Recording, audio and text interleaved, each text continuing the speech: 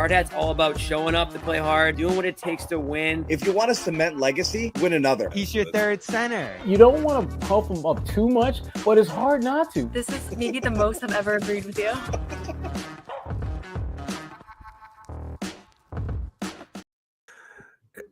And guys, we are here. It happened. The news we expected, we didn't want to acknowledge, but we feared. Jayson Tatum, ruptured Achilles, as expected, underwent surgery to repair it today in New York. We'll talk about why it was so soon, why it took place in New York, and what we know so far, which is not much, but this is really as much to grieve and to collect our thoughts and to bring it all back together and just see where we're at with things. We're here for a special edition of the Garden Report, Jayson Tatum injury edition. And yeah, guys, nothing really changes from what we talked about yesterday. It was pretty somber in the locker room. Our post-game show was pretty friggin' morbid. We spent almost no time talking about actual basketball. We'll spend a little on it today as we quickly peek ahead to Game 5. But let's just see where you guys are at. Noah, I know, you were talking about it. It was emotional, nothing like you'd ever seen before. You were talking about, your long bus ride home and trying to collect your thoughts and trying to write it and all of these things and how things are going to come together. Just how are you feeling today now that it's official and definitive?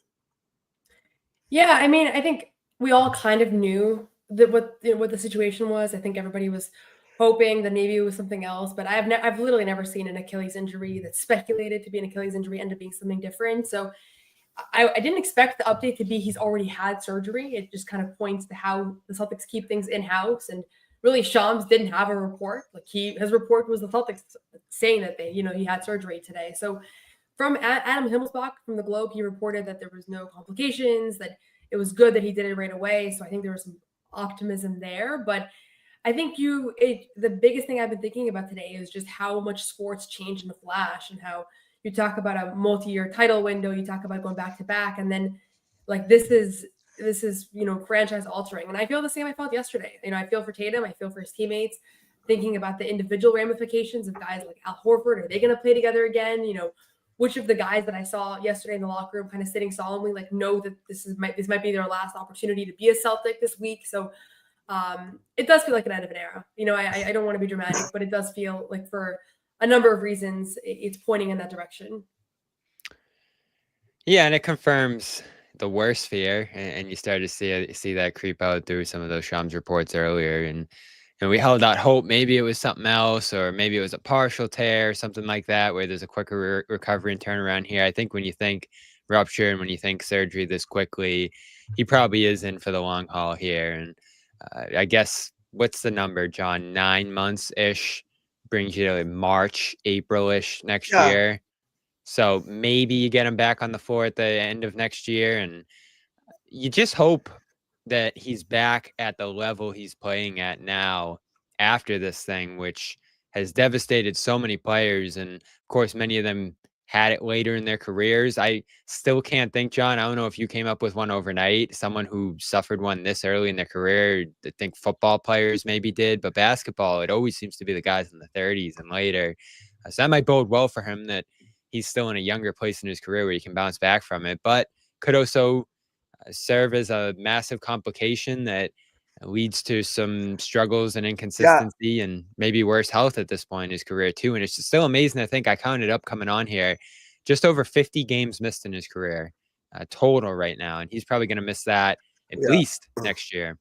So I did pull some comps just out of curiosity, found some articles from when it happened to Durant, and Durant was naturally older. And they're bad. So I don't mean to scare people here. DeMarcus Cousins, if you remember, was one of the most dominant big men in the NBA, an absolute force.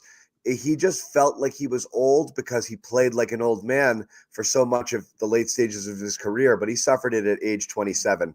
And he was nothing close to that. Wes Matthews, another one, 28. Brandon Jennings, 26.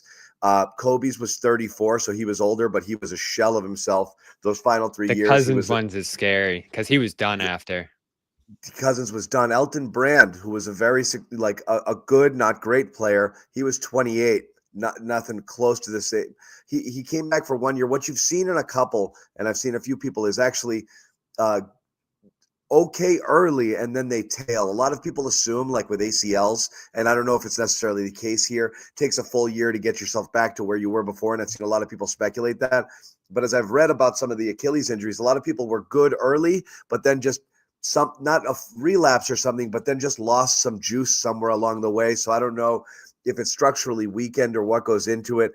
It's a complicated injury and really tricky and really, really, really bad for basketball players, as we know. And you have to assume that's what's going through Jayson Tatum's mind when he's on the floor there. He's not just thinking, ow, my leg hurts. He's thinking, holy crap, is the career I envisioned for myself over? And it's impossible not to think that. And that's why these guys have these emotions. You see it all the time. Football, these guys suffer some serious injuries and they leave crying because they're like, I can't believe this happened to me, man. And that's kind of the vibe there. A couple things I want to point out for people just in terms of the verbiage being used here. Successful surgery. A lot of people are like, oh, I'm glad it was successful. Successful just basically means you didn't die, or there were no major complications. That's all successful means. It doesn't mean like, oh shit, what a great job I did. He's going to be great. And full recovery means they expect full functionality and everything like that. But at the level that these guys are expected to perform at, full recovery doesn't mean a guarantee that he comes back and he's every bit as athletic and explosive. You don't know. It really is a roll of the dice. And that's what makes it the worst is we have to wait so long, not only to see Jayson Tatum play again, but to see whether Jayson Tatum looks like Jayson Tatum anymore. And the it's not just, as Noah pointed out, that's, I think, getting everybody into their feelings today, the breaking up of this group who we've drawn, close to and, celebrated and watched, and covered win a championship and the closeness and that they brought it together and they had an historic season last year. And yeah, they might not play together and that is sad. And you could see it, especially on Al Horford's face yesterday, but then just not having any clue what this has done to Jayson Tatum, who in my mind was already a top 5 Celtic all time. And certainly in the conversation, even if you disagree with that assessment, what happens to him? I don't know. And that the uncertainty is what kills you. Especially, is this his first surgery, Noah? I was thinking about that today, ever. I'd imagine it is. And so he hasn't gone through a recovery quite like this, even if he has had a small one. I don't think he has. He didn't go through the wrist surgery a couple years ago.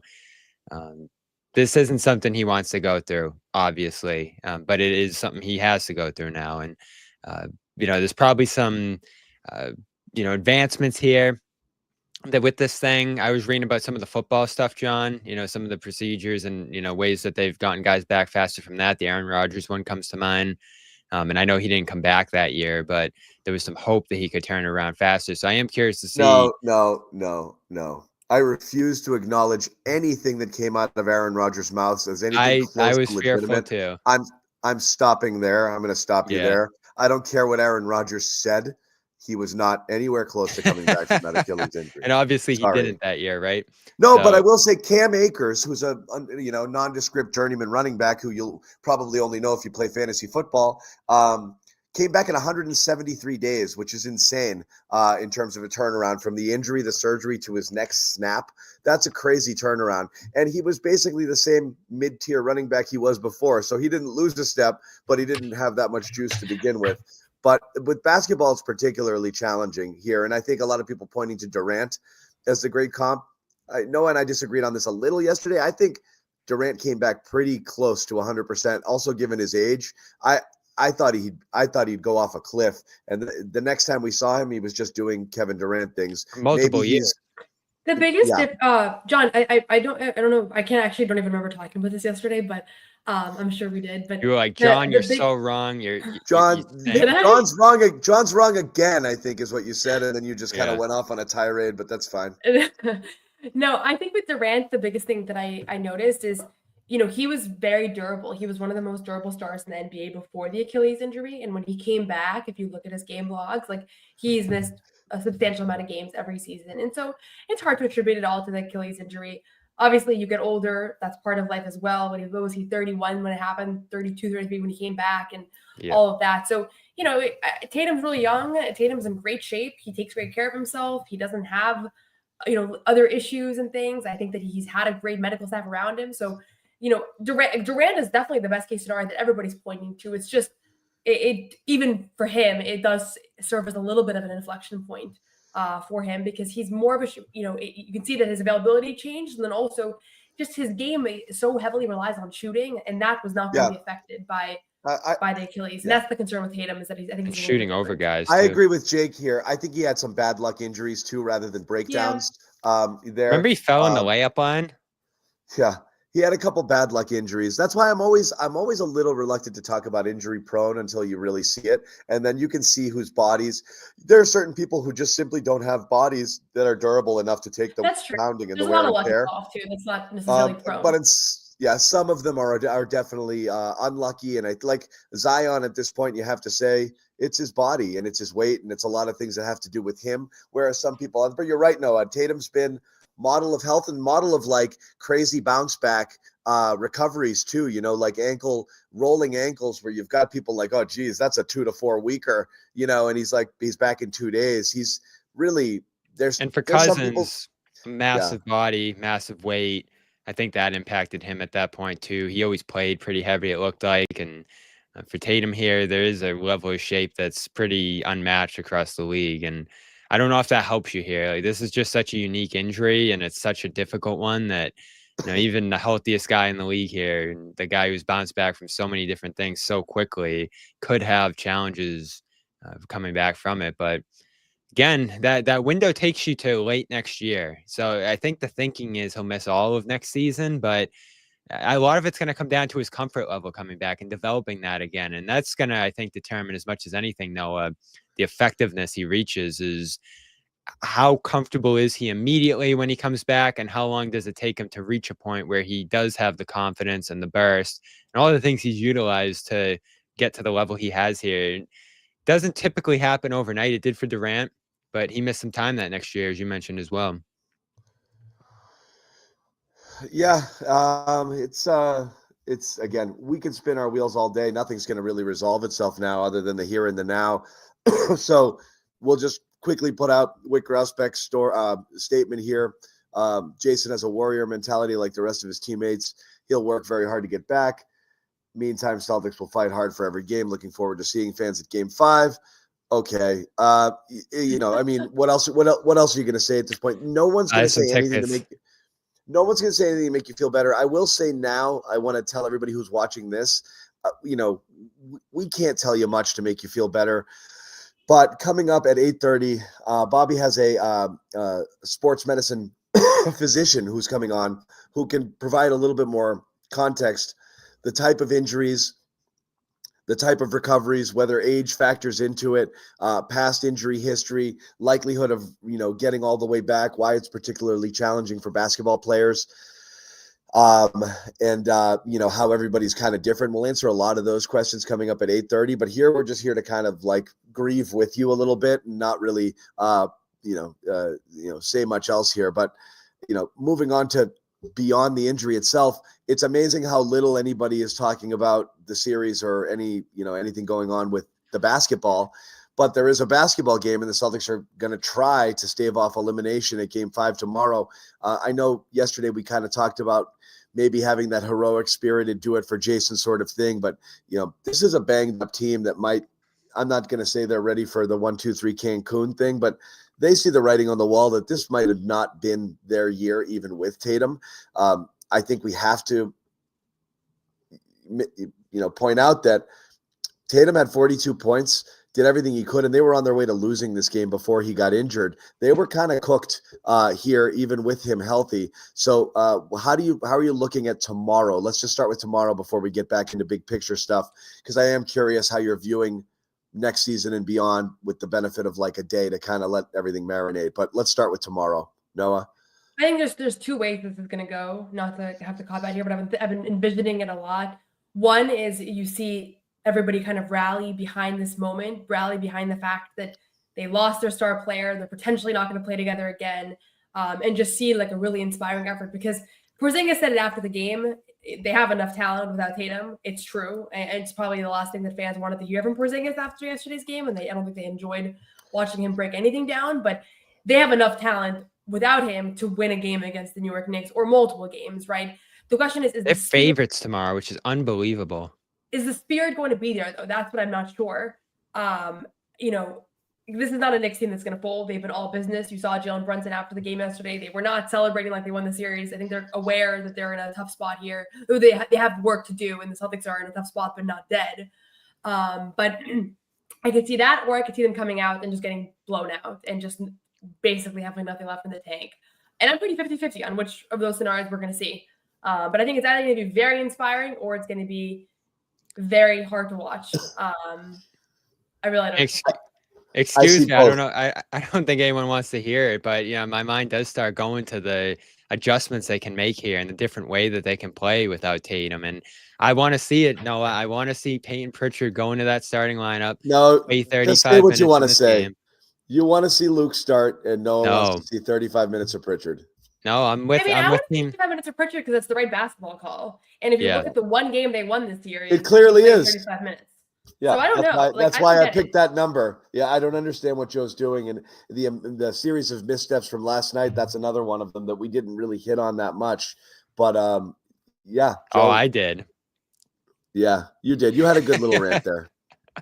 I was just. I hope Joe can bounce back here, right? Because no one's gonna think they're winning this game other than Vegas, I guess. And if he draws up a nice scheme here and makes some adjustments, and they play a different way through Jalen. I don't know if you played through Jalen here. I don't want to play through Jalen at all. I don't want to talk. I don't want to do that. And has nothing to do with me and Jalen.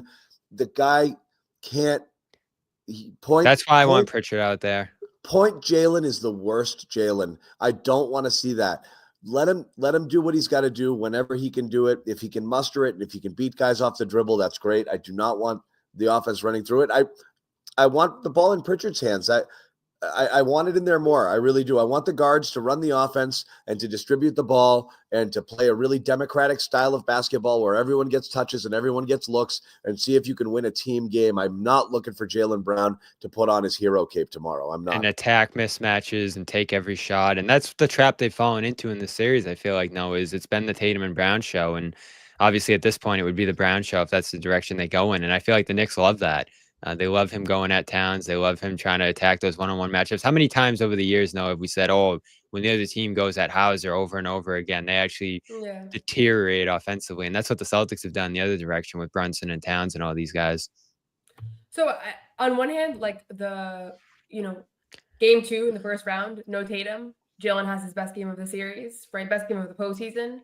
A small part of me is like, maybe he can kind of muss that up. And I remember as we were previewing game 2, all I wanted was for Jalen to not force the issue, to not feel like, okay, because Tatum's out, I have to become Superman, because I think that's when you see some of the reckless drives, some of the plays that result in turnovers and leak outs and all those things.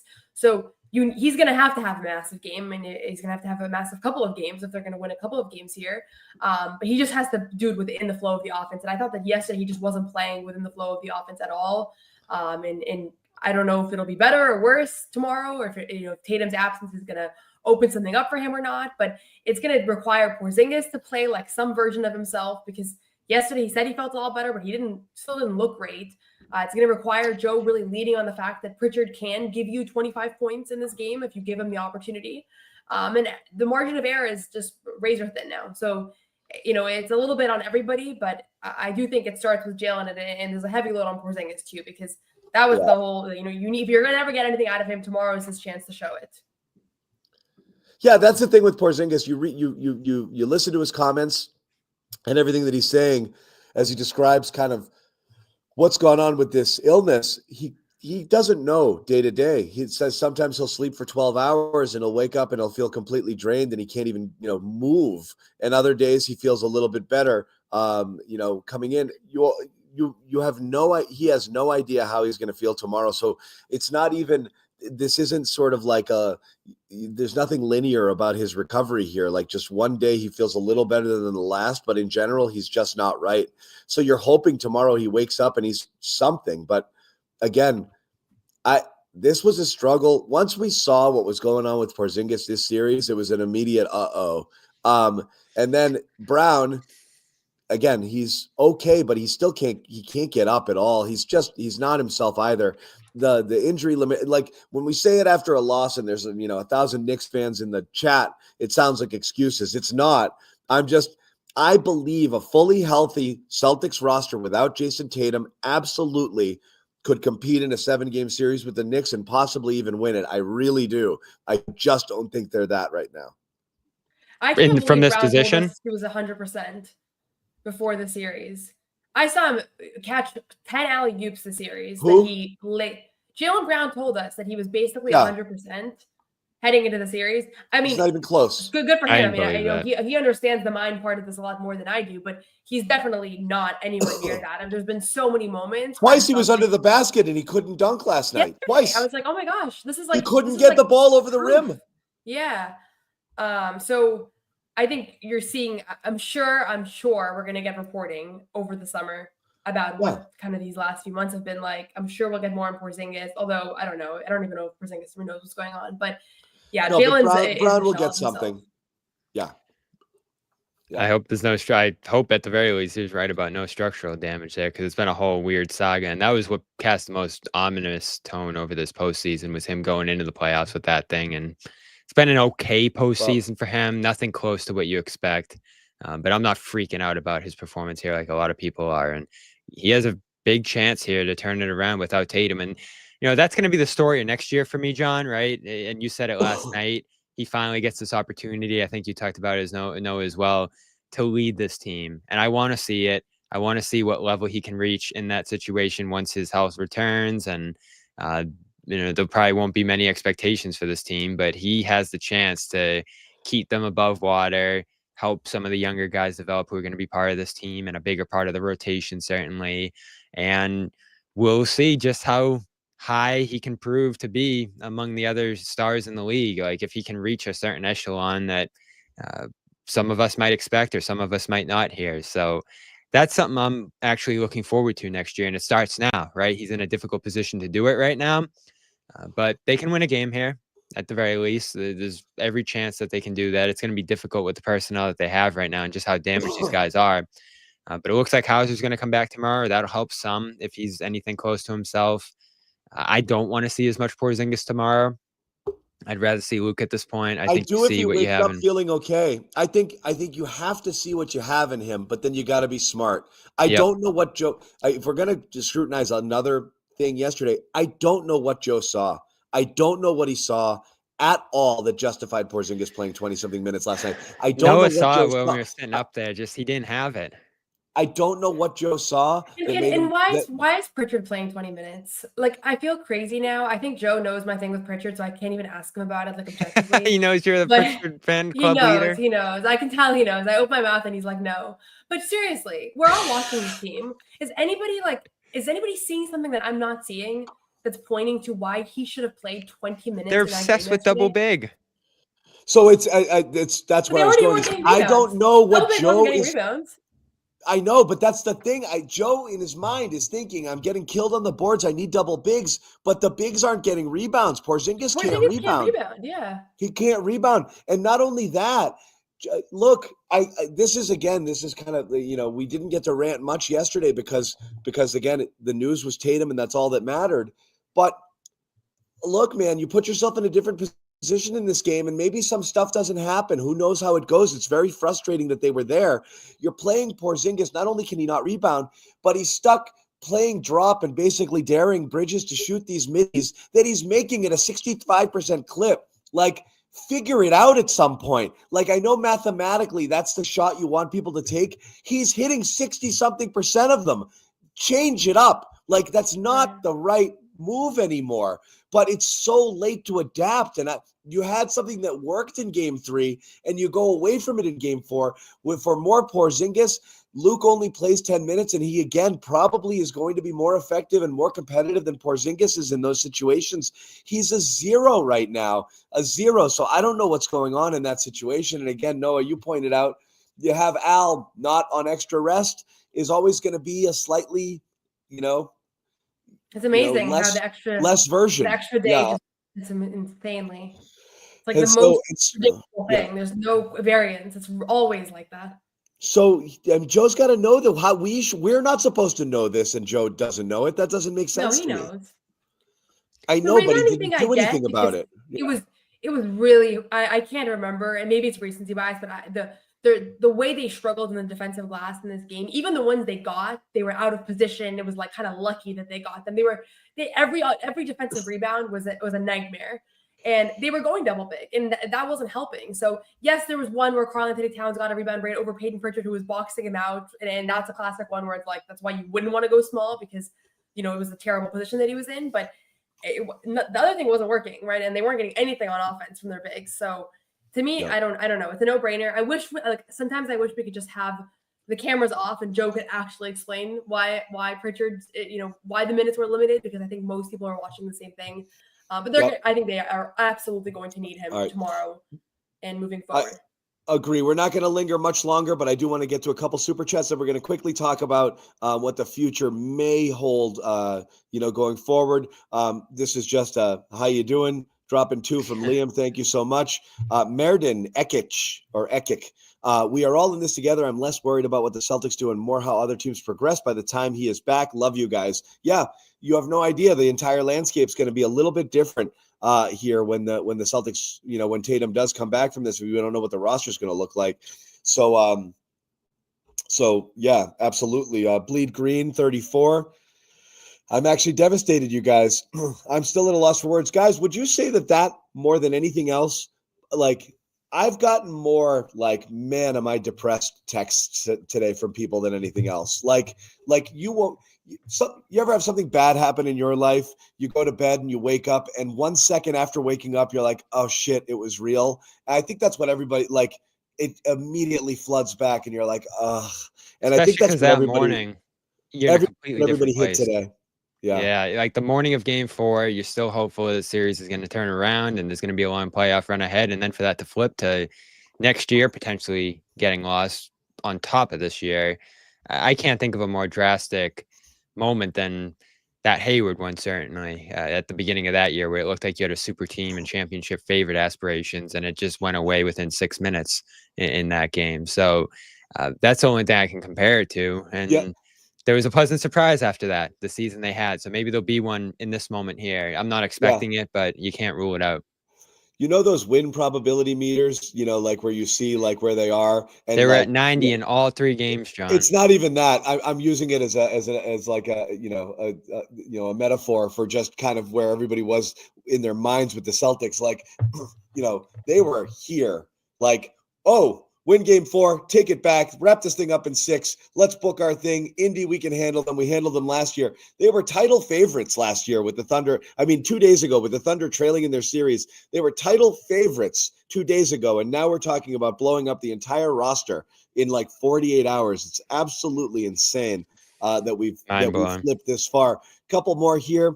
TCA. I'm a cynic at heart, but I truly believe if anyone can come back from this, it's Jayson Tatum. Another one from Meriden. How long will it take for him when he gets back to take a contested pull-up 3? Too soon. Too soon. But yes. It's all a ruse. I just got a stuffy nose, right? That's from Jayson Tatum. Hey, Jason. Jason from the I was hospital really bed. holding out hope that it might have been something different when we were waiting so long. It never is. The Achilles are they're like 200 for 200 on speculated Achilles tears. Sucks. Croatian kid. I think Brad will just look to retool for 27. Here quickly, we'll be saying goodbye to a few players though this summer. No doubt about it. Liam, surgery in New York City, so Jimmy's cousin didn't scrub in and get CLNS the scoop. Nope, guess not. And Hamed, top 5 MVP year for JB next year. We'll see. We will see about that. I'm not entirely sure. Guys, let's talk. Yes. So Jack and I took the bus home last night, and it was I was a little delirious. I'm still a little delirious, but one thing I will say that I thought to myself is there is a chance that my Pritchard All-Star take maybe doesn't happen next year, but there is a path now, a clearer path. Because I do think that if they're going to be competitive next year, if they choose that direction. No. Okay, I knew this wasn't going to land well. I should have kept it to me and Jack. But just thinking about Derek White, I do think there's going to be some role players, the guys they keep, that we're going to see what they're really capable of. Because all we've heard about is sacrifice and how everybody's has fewer touches and fewer minutes and fewer opportunities because of all the talent on this roster. We're going to see what it's like now when you take out the main piece. So somebody's going to come out of this looking a lot better, and then somebody's going to come out of this realizing that they really, really relied on I can't go to the crisis place, John, because I've seen them do too well without Tatum and without different guys that you thought it would be a disaster without over the last couple of years here. There's obviously a completely different circumstance. We have no idea what the roster is going to look like, but I do think they can probably make this look better than many people expect right now. I don't have any certainty in saying that because I don't know how much they're going to lose here. And at a certain point, you lose too much to be able to do that. But I believe in Jalen. I also believe in Pritchard. Noa. I believed in him as a starter going into next year. The center situation is really murky. I don't know what they're going to do there. And that's going to be probably the story of the offseason, how they manage those three guys. But Brad has pulled some rabbits out of his hat. Brown, again, I think has a chance to really you might get the himself here. disabled player exception there, which would get you about $13-14 million, where you could potentially sign a stopgap veteran to play center for a year if you needed it.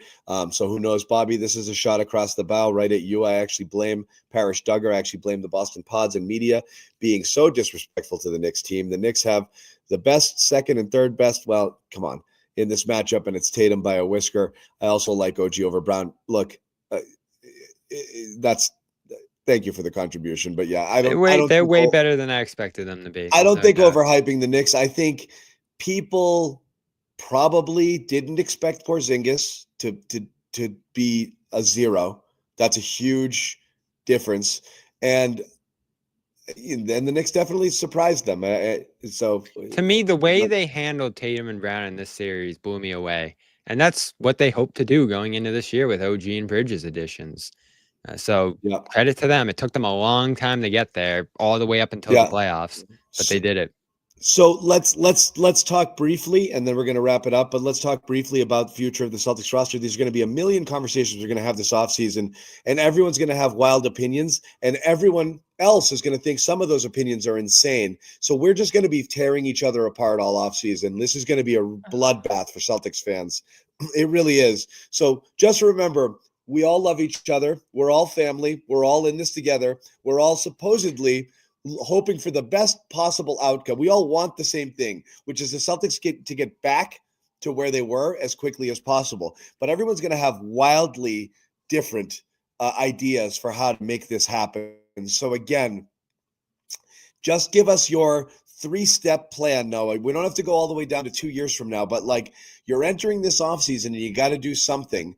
Of all of the potential things to shave salary and get under the second apron, are you still trying to keep as much of this roster intact as possible? Or are you looking to say, let's build for a couple years from now? Because that's going to be the conversation that goes on here. And I've said this before, Boston fans, particularly ones who grew up in this era, the golden age here, which started off with the Patriots in 2001 and all the way through now with all of these championships, don't have time and patience to wait around for middling teams. They want, be bad for as long as it takes to be good again. But whatever it is, get back quickly. Don't tread water for lack of a better term. So what do you want to see here next year in terms of moves and in terms of trying to keep some of this roster intact? I'm sure my views on this will evolve a lot as I have time to process and look at the money in the books and everything. But right now, I would say definitely Jaylen Brown should be on the roster next year. And with that, I think they should try to be as competitive as possible. And as much as a year feels like a long time, it's not that long. It's really not. And my expectation is that Jayson Tatum is going to come back and be a very good basketball player because of his work ethic, because of everything we know about how he takes care of his body. I was going to say this earlier. I don't know much about DeMarcus Cousins. I'm not on the DeMarcus Cousins beat, but a lot of times the guys that struggle from returning to injuries, like it's not always that they didn't always do everything properly. So I don't know if that was the case with him or other guys from this injury, but I think he's going to come back and be really good still. And I think you want to have a core around him that he can play around. And the role players that are on this team right now are guys that were brought here because they complement Tatum's game. They all work together. They won a championship together. I think you keep as much of that as possible. Maybe some of the older players that are probably not going to be able to hold out much longer when Tatum gets back, like maybe those are the first guys you look to trade. And I don't know exactly what their value is right now. Drew Holiday, it seems kind of inevitable that he won't be back in 2026, 27. But I think you keep as many of the current group as you can. I'm not in the mindset of like tear it down for a year and tank or any of those things. I just think sounds a lot neater in theory than it actually would play out to be. So they have like 12 players signed, right? I want to say, and they're 22 over the tax line. They're 4 over the apron line right now. Getting below the apron's obvious. I think when you're starting to think about long term more now, you have to factor that into your decision making now. And there's just no reason to be over that line without championship aspirations next year. Tax, same deal. You probably want to reset that thing. So I do think Porzingis is going to be gone. I do think Drew Holiday is going to be gone. But let me ask you guys, when we say, like, I think there's so much more to it than which players would you want to live without and see them move. Like, again, it's all about value. Like, Right. it's what gets you there, and that's what I think. Taking things off. This isn't against you guys. I think generally speaking, listening to a lot of people talk about what you can and can't do, it's not about the players the Celtics have. It's about what they can get.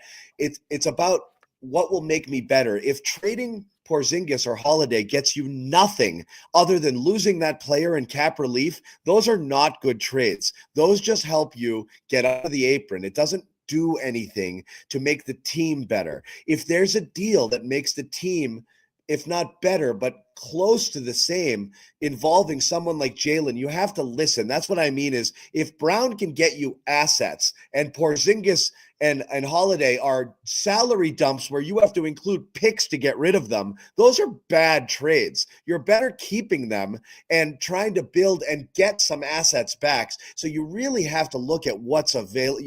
Everything has to be on the table. Every single thing has to be on the table here. So you got to consider everything. You have to consider, because just dumping players just to save a buck or two is going to gut in getting nothing in return. Also possibly risking giving away what few assets you have when you haven't really been stockpiling younger players through your own draft picks for years.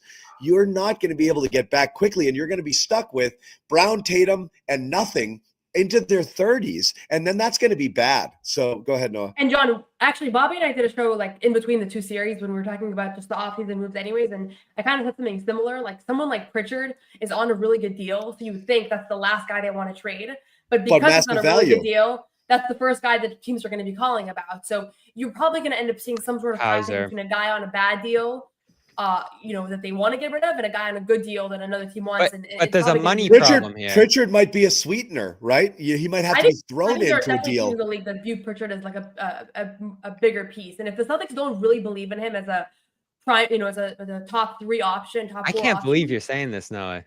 What? That you potentially move Pritchard. No, but you have to consider it. You have to consider everything. Yeah, and I'm not going to be like, I'm not going to be like, because I think he's a great player, like he's off the market. I think every single person on this roster is going to be, if he has all-star potential at $6 million.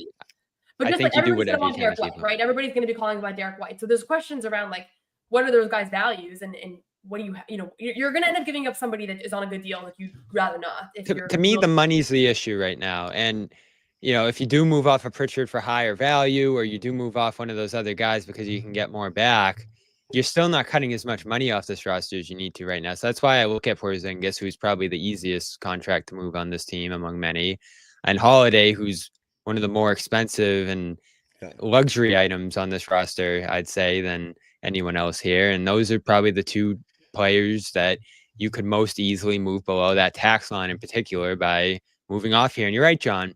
Would it take a pick to move off a Holiday deal because of all the years left at that level of salary? It depends how much teams love Holiday at this point. There might be a team that loves Holiday. Everyone loves Holiday. It's insane to me that Celtics fans have the shortest memory in the world when it comes to Drew Holiday. He drops he has one game, but with Holiday, it's insane. We were literally last series and for much of the New York series saying, see, this is why he's so awesome and everybody loves him and everybody wants him. He's so impactful. Where would they be without Holiday? He has one game that isn't great and everyone's like, he's so over the hill. What a bad contract. No one's going to want it. Like again, yeah, he's going to be paid out into his, deep into his 30s. So you're going to assume that there's going to be some decline, but like he's still, I think he's more I think some of these guys He's very valuable, but he's a luxury who's to more you. valuable to you, who's more valuable to you than they are in a trade for whatever you can get. You got to find a way to get under that second apron, fine, but you start giving away pieces for nothing. I don't love it. Derek Sapino, unfortunately, I don't think trading Drew and Kristaps gets enough back to properly retool. That's my fear too. You get cheaper but worse, and that's it for a rehaul. To get back in the hall for a retool.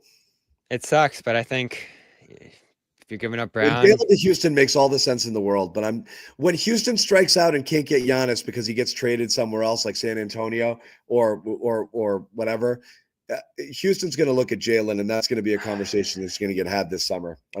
you have a conversation now. Do you get enough back there potentially to even consider it? That's going to be the question. Yeah, I don't know. It is interesting. It's not going to be solved, and like I said, we're all going to have our takes. I would be okay if they took a big step backward, with the idea of we'll be back in 2 years.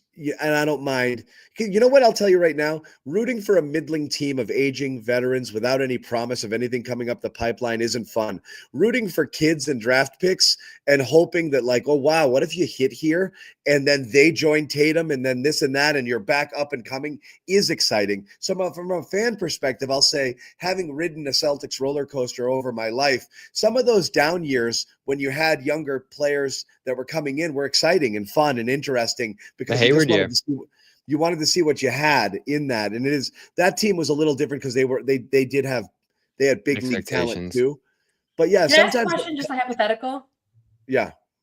If right now this exact Celtics roster existed, but you just took Tatum off this past season or next season, whatever, which either one, how many wins does that team get? Like, I think they're just no Tatum, but everybody else you keep. They're a 5 or 6 seed probably. Yeah, at least 45. So you think it's like a lower level playoff team? Probably. I think ceiling is a 3 or a 4 seed, and somewhere in that it's range. 61. Yeah, you're probably in like 45, 50 territory. You're losing quite a bit of those wins. I mean, the Bucks had 48 wins as a 5 seed. I think you're somewhere in that 45 to 50 win range. Yeah. So that's why I think you're in for next year. I don't think they're going to capsize, John, especially in this bad conference. There's a lot of bad teams here. I think they're going to start guys trying who to be can step competitive because they still have a lot of players in their prime that are young and.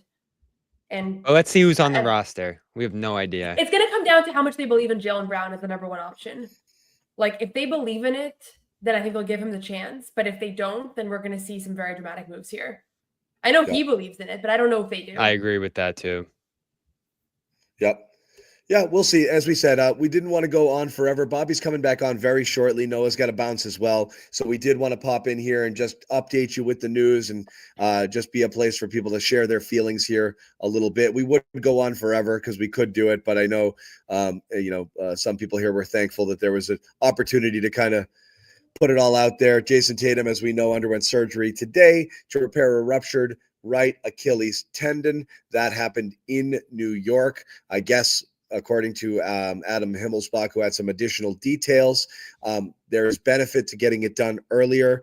The recovery timetable and oftentimes just the results tend to be more favorable. So they took advantage of it and did the surgery right away. But Tatum's season is over, of course, and we don't know at what point we will see him, if at all, next season. So we have Game 5 tomorrow. As we said, we'll be back with another Garden Report, hoping not the last one of the year. I know. Just keep the series going. Keep it going. We've had fun talking about it, but make sure you follow Bobby, Noah, pregame, postgame, and all their coverage of the Boston Celtics as they look to stave off elimination, trailing the Knicks 3-1. Game 5 tomorrow, 7 p.m. Could be our last stand-up of the year, Noah. At TD Garden. Yeah. Yep. And then Noah's going national. What?